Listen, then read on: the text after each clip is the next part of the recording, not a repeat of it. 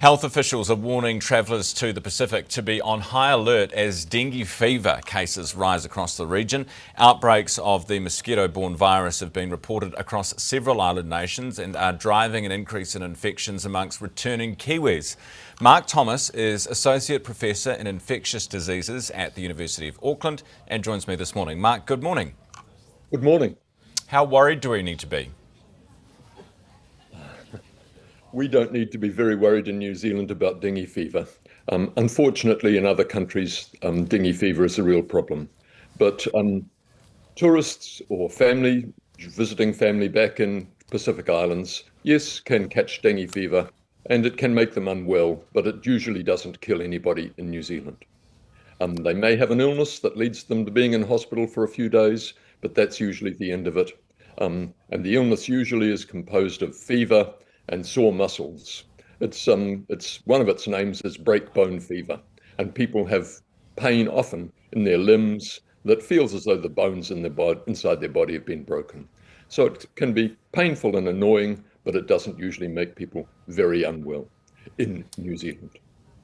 If we're travelling to the Pacific Islands, what precautions do we need to take? Should we be taking precautions? Dengue fever is a virus infection that's transmitted by mosquitoes.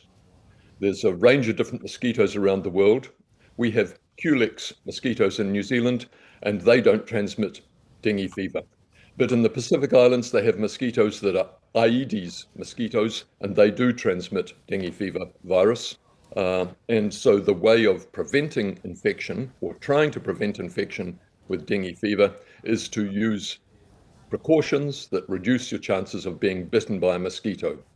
The Aedes mosquitoes that transmit dengue fever bite during the daytime, and they can be prevented by keeping mosquitoes out of the dwelling that you're living in, putting on insect repellent, putting on long sleeves and long clothed trousers, for instance, which is not going to be very attractive in the Pacific or in tropical countries. But those are the sort of precautions that you can take to prevent being bitten by the mosquitoes that transmit dengue fever. Why are you calling them, is it Aedes mosquitoes? Why are they biting during the day when others do it at night? You'd have to ask the mosquitoes that, and I don't know anyone's done that, but that's when they find their food, I guess. Whereas the ones that we have in New Zealand bite at night, that's when they find their food. Is the reason we don't have that type here simply a climate issue? It is simply a climate issue. And so, yes, there are reasonable concerns that those mosquitoes, which are introduced into New Zealand occasionally, accidentally, will become established as our climate becomes warmer. And then we would have dengue fever transmitted in New Zealand and other tropical diseases as well, potentially transmitted by mosquitoes. All right, Mark, really appreciate your time this morning. Thanks for being with me. That's a pleasure. Mark Thomas, Associate Professor, University of Auckland.